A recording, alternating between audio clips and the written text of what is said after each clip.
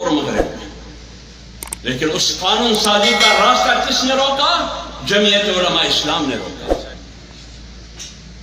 ورنہ 18 سال کے بعد آپ کا کنٹرول نہ ہوتا، باپ کا بیٹی پر کوئی کنٹرول نہیں ہوتا۔ آپ ہر 8 مارچ کو دیکھتے ہیں لاہور کے سڑکوں پر، اسلام آباد کے روڈوں پر، کراچی کے سڑکوں اور روڈوں پر میری جسم میری مرضی کے نعرے آپ لوگ سن رہے ہیں۔ اس کے کیا مطلب ہے؟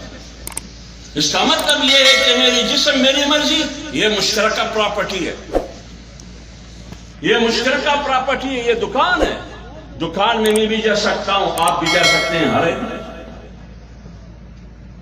پیسہ دے کے صابن بھی لے سکتے ہیں، شیمپو بھی لے سکتے ہیں، اور چیز بھی لے سکتے ہیں، پیسہ بینک تماشا دے، یہ مشترکہ پراپرٹی ہے، میری جسم میری مرضی، کیا حاصل کرنا چاہتے ہو مجھ سے وہ آپ حاصل کر سکتے ہیں۔ ایک شخص سے پوچھا جاتا ہے، تقریباً 70 سے 80 سال کے لگ بھگ ان کا عمر ہے، ان سے سوال کیا جاتا ہے کہ آپ کیا چاہتے ہو؟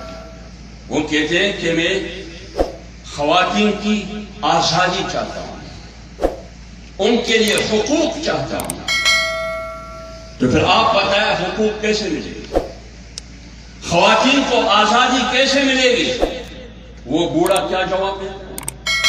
وہ کہتے ہیں کہ جب تک نکاح کی کنسپٹ اور ذہنیت ہو معاشرے میں، خواتین کبھی بھی آزاد نہیں، خواتین کبھی بھی آزاد نہیں ہوں گی۔ لہذا آپ نے نکاح کی کنسپٹ اور نکاح کی تصور کو معاشرے سے ختم کرنا ہوگا اگر آپ خواتین کو آزاد دیکھنا چاہتے ہیں۔ کیا مطلب اس کا؟ یہ تو چوراہے پہ بات کرتے ہیں، کرائے کے لوگ، لیکن مغرب اور واشنگٹن کے نمائندے پارلیمنٹ میں قانون سازی کے ذریعے مادر قدر آزاد معاشرے کی تشکیل چاہتے ہیں، لیکن اس کا راستہ اگر روکا ہے ان 15 مولویوں نے روکا ہے۔ 345 کے پارلیمنٹ میں، قومی اسمبلی میں، 118 کی پارلیمنٹ میں، سینٹ میں مولوی 4 ہے، 345 کے پارلیمنٹ میں مولوی 15 ہے، 15 اور 4 ملا کے یہ 19 ہو گئے، تو ایک طرف 500 کی ایوان، دوسری طرف 20 مولوی اور جمعیت علماء اسلام کے ساتھی اور اراکین پارلیمنٹ، وہ ختم نبوت کے عقیدے کی تحفظ کی بھی جنگ لڑ رہے ہیں، وہ ناموس رسالت کی تحفظ کی جنگ لڑ رہے ہیں، وہ قوم کی بیٹی کی عزت اور اس کی ناموس کی جنگ بھی لڑ رہے ہیں،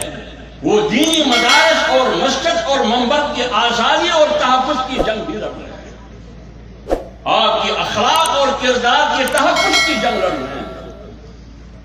یہی ہم کر سکتے ہیں، 500 کے مقابلے میں 20 یہی کر سکتے ہیں۔ ہم اسلام کی بقا کی جنگ لڑ رہے ہیں، ہم اسلام کی بقا کی جنگ لڑ رہے ہیں، ان کی دفاع میں لڑ رہے ہیں، یہی ہماری ذمہ داری ہے۔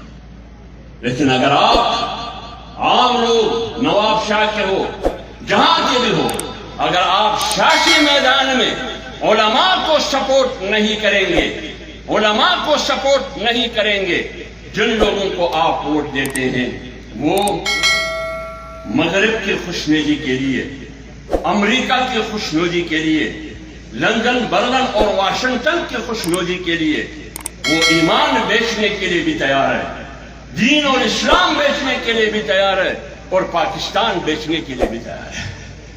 اس کے لیے ہمارے پاس دلائل موجود ہے، دلائل موجود ہے، شواہد موجود ہے، تاریخی شواہد موجود ہیں ہمارے پاس۔ لیکن آج اگر پاکستان محفوظ ہے، نظریاتی حوالے سے اگر آج پاکستان محفوظ ہے، تو یہ ان مولویوں کی برکت ہے۔ یہ چٹائی پر پیدا ہوتے ہیں اور جنازہ بھی چٹائی سے اٹھتا ہے، یہ ان کی برکت ہے۔ سرمایہ داروں، وڈیروں کی مرہونی منت نہیں ہے، آپ کی ایمان کی چوکیداری یہ علماء کر رہے ہیں۔ اس لیے جناب رسول اللہ صلی اللہ علیہ وسلم نے فرمایا، العلماء امناء الامت، علماء امت کی ایمان، دین اور اسلام کے چوکیدار ہے۔ علماء کی بات کی ہے کی، علماء کی بات کی ہے، سردار کی بات نہیں کی، علماء کی بات کی ہے، کسی جاگیردار اور زمیندار کی بات نہیں کی کہ امت کی ایمان اور اسلام اور اس کی تہذیب کا چوکیدار کون ہوگا؟ علماء ہوں گے۔ اس لیے علماء کو سپورٹ کریں، علماء کو سپورٹ کریں، سیاسی میدان میں بھی، تعلیم اور تعلم کے میدان میں بھی۔ آپ 500 کے مقابلے میں 20 سے اسلام چاہتے ہیں، اسلام کیسے اپنے کہہ رہے ہیں؟ آپ ہمیں کریڈٹ دیں، آج آپ تو ہمیں انعام دیں کہ آج بھی اسلامی دفعات آئین میں محفوظ ہے، آج بھی آئین میں ختم نبوت کا شق محفوظ ہے، آج بھی محفوظ ہے۔ گزشتہ حکومت میں وفاقی وزیر کا نام نہیں لیتا، میں یہ نہیں چاہتا کہ میں ان کی زندگی کے لیے خطرہ بن جاؤں۔ تحریک انصاف کے وفاقی وزیر نے ناموس رسالت کی توہین کا جو قانون ہے ان کو ختم کرنے کے لیے سینٹ میں باقاعدہ آئین میں ترمیم لایا، لیکن اس کا راستہ کس نے روکا؟ جمعیت علماء اسلام نے روکا۔ آج وہ قانون، وہ آئین کی وہ شق 260 آج محفوظ ہے، وہ ناموس رسالت کا قانون آج بھی محفوظ ہے۔ میں آپ کے سامنے کھڑا ہوں، 2017 22 ستمبر کو ختم نبوت کا قانون ختم کیا گیا تھا، حلف نامے کو اقرار نامے میں تبدیل کیا گیا تھا۔ مقصد یہ تھا کہ قائدانی پارلیمنٹ تک پہنچ سکے، وہ وزیر اعظم بھی بن سکے، چیئرمین اور سپیکر بھی بن سکے،